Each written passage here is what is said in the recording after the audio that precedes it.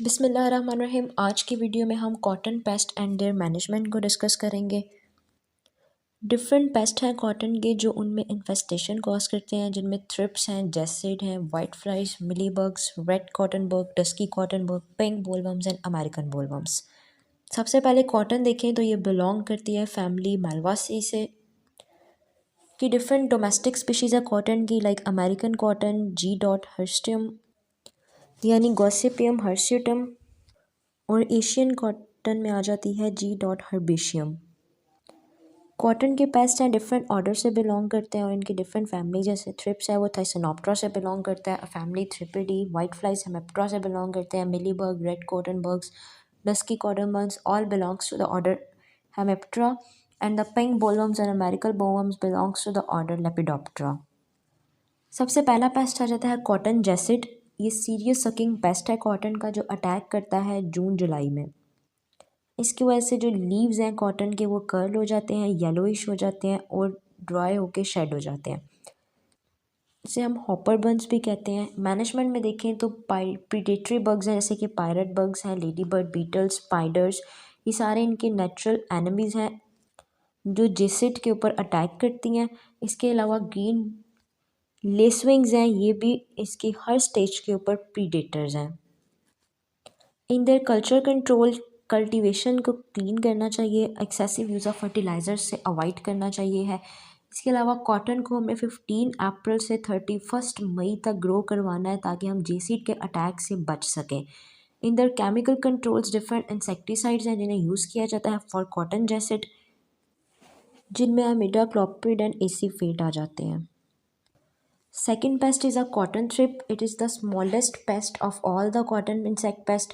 इनके जो पेस्ट हैं ये लीव्स के और सीडलिंग्स के ऊपर फीड करते हैं, और जिसकी वजह से जो लीव्स है वो रिंकल्ड हो जाते हैं with the white shiny patches, और जो क्रॉप है उसकी अपीयरेंस रस्टी सी आने लग जाती है, रस्टी अपीयरेंस होती है, और ये अटैक करता है जून और जुलाई में। In their management, lady bird beetles, pirate bugs and the green lacewings, ये इनके बायोलॉजिकल कंट्रोल एजेंट्स हैं। और अंदर केमिकल कंट्रोल के अंदर इंसेक्टिसाइड्स हैं, जैसे कि स्पाइनोसाइड, अमीडाक्लोप्रिड एंड एसिटामाइप्रिड को यूज़ किया जाता है। Next paste is the cotton white fly. White flies जो हैं ये सकिंग इंसेक्ट्स हैं और ये फीड करते हैं on their leaves and seedlings, और इनके अंदर से न्यूट्रिएंट्स को सैप को सक कर लेते हैं। और इनकी जो फीडिंग अगर हाई पॉपुलेशन में ये फीड करते हैं तो पुअर ग्रोथ है, ग्रोथ स्टंट ग्रोथ है, और डिफोलिएशन हो जाती है प्लांट्स की, जिसकी वजह से जो कॉटन यील्ड है वो रिड्यूस कर जाती है। इनके मैनेजमेंट की बात करें तो कल्चरल कंट्रोल के अंदर सबसे पहले जो होस्ट क्रॉप्स हैं, अल्टरनेटिव होस्ट क्रॉप्स, जैसे वाइट फ्लाई की ब्रिंजल हैं, टोमेटो हैं, सनफ्लावर्स प्लांट्स हैं, इनको रिमूव करना है। अल्टरनेट वीड होस्ट की डिस्ट्रक्शन करनी है, जैसे कि सोलानम निग्रम है, from the fields and neighbouring areas के अंदर सैनिटेशन को मेंटेन करना है। बायोलॉजिकल कंट्रोल के अंदर जो कॉमन बायोलॉजिकल कंट्रोल एजेंट्स हैं वाइट फ्लाइज के, दे आर द पैरासिटाइड स्पीशीज़, जैसे कि एनकार्सिया वेस्प हैं। ये जो वेस्प हैं ये वाइट फ्लाई निम्स के अंदर एग को ले करती हैं, जब एग हैच होकर लार्वे में कन्वर्ट होते हैं तो वो उनके ऊपर फीडिंग करते हैं।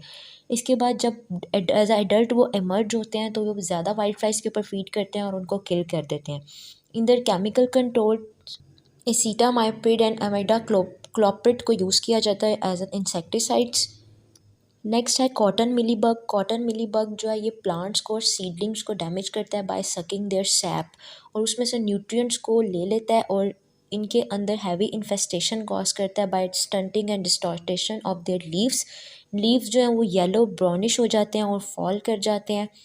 इनके फ्लावर्स और फ्रूट्स के अंदर भी इन्फेस्टेशन कॉज करता है कॉटन मिलीबग।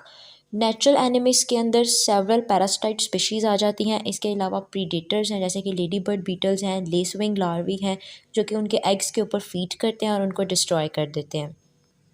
अगर हम कॉटन मिलीबग के कल्चरल कंट्रोल की बात करें तो सबसे पहले जो अनहार्वेस्टेड प्लांट होता है फ्रॉम द प्रीवियस क्रॉप्स, यानी हमने पहले कोई क्रॉप लगाई थी और उसके अंदर हमने हार्वेस्टेशन कर ली है, लेकिन कोई ऐसा पार्ट ऑफ प्लांट उसका रह गया है तो हमने उसको रिमूव करना है। इसके अलावा कोई इन्फेस्टेड क्रॉप है हमारे पास या हमारे नज़दीक कोई पहले इन्फेस्टेड क्रॉप लगी हुई थी तो उसके इर्द गिर्द प्लांटेशन नहीं करनी है। हैंड पिकिंग करनी है इन्फेस्टेड लीव्स की, ब्रांचेस की, और जहाँ पे मिलीबग्स को पहले देखा जाता है वहाँ पे इन्फेस्टेशन कम होती है तो उसी वक्त उनकी हैंड पिकिंग करके तो जो इन्फेस्टेड प्लांट्स हैं उनको ज़मीन के अंदर बरी कर देना चाहिए ताकि वो बाकी की क्रॉप को इन्फेस्टेशन और डैमेज कॉज ना करें। Chemical control of cotton mealybugs include the Actara यानी कि थायोमेथॉक्सम का यूज़ है। नेक्स्ट कॉटन का पेस्ट है, that is the major pest of the cotton, it is the red cotton bug. Red cotton bug family Pyrrhocoridae है और ये order Hemiptera से बिलोंग करता है। रेड कॉटन बग के डैमेज की बात करें तो इसके जो एडल्ट्स और निम्स हैं वो डैमेज कॉज करते हैं। फ्लावर के बर्ड्स के ऊपर फीड करते हैं, इसके अलावा जो कॉटन बॉल्स होती हैं उनके ऊपर फीड करते हैं और ये बॉल के अंदर बरो होते हैं थ्रू देयर फाइबर्स और सीड्स के ऊपर जाके भी फीडिंग स्टार्ट कर देते हैं। इनको हम कॉटन स्टेनर्स भी कहते हैं क्योंकि ये severe lint staining problem cause करते हैं कॉटन के अंदर और फिर जिसकी वजह से उसकी मार्केट वैल्यू जो है वो कम हो जाती है। केमिकल कंट्रोल की बात करें तो क्लोरपाइरिफॉस का स्प्रे किया जाता है और बायो कंट्रोल एजेंट जो है वो इम्पॉर्टेंट प्रीडेटर हर्पेक्टर कोस्टेलिस जो निम्फ और एडल्ट के ऊपर फीड करता है, उन पे वो प्रे करता है। इन द कल्चर कंट्रोल, तो कल्चर कंट्रोल के अंदर सबसे पहले जो इन्फेस्टेड लीव्स होती हैं या जो इन्फेस्टेड बॉल्स हैं उनको हमने शेक करना है। इसके बाद डीपली प्लोइंग करनी है फील्ड की ताकि जो एग हैं वो एक्सपोज हो जाएं।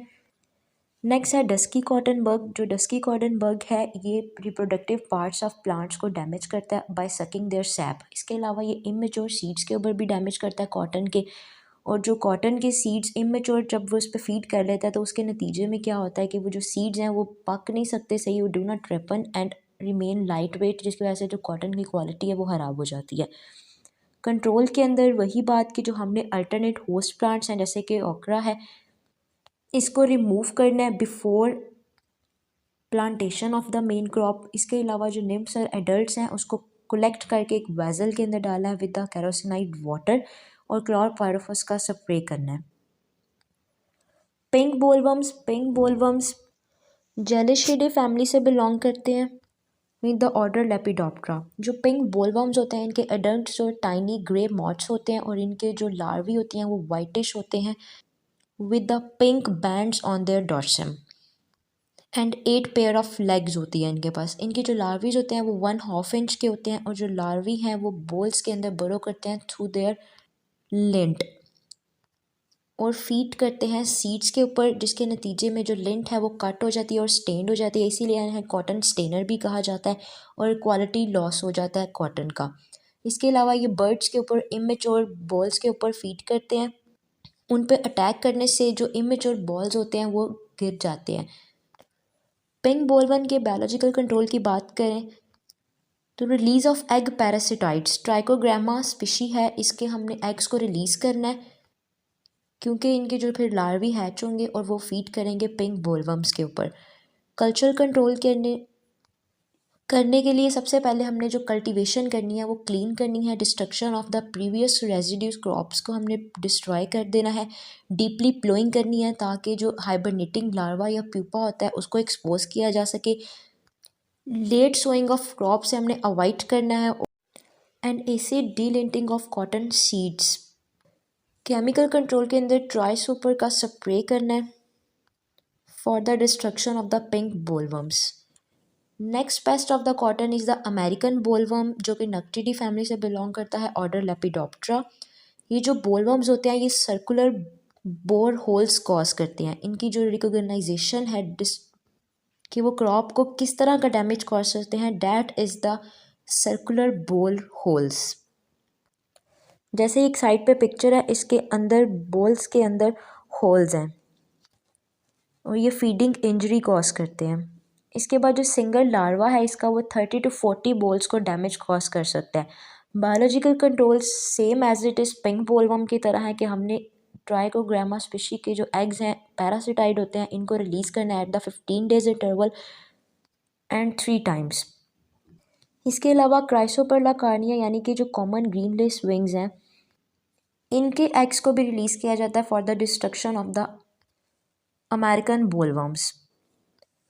कल्चर कंट्रोल के अंदर हमने लेट सोइंग से अवॉइड करना है, कॉन्टीन्यूस क्रॉपिंग और रेटूनिंग से अवॉइड करना है, मोनोक्रॉपिंग से अवॉइड करना है, डिस्ट्रक्शन ऑफ द क्रॉप रेडिड्यूस, जो कि पहले से ही पेस्टिड इन्फेस्टेड क्रॉप होगी, उसके कोई प्लांट पार्ट रह गया तो उसको रिमूव करना है, उसको डिस्ट्रॉय करना है।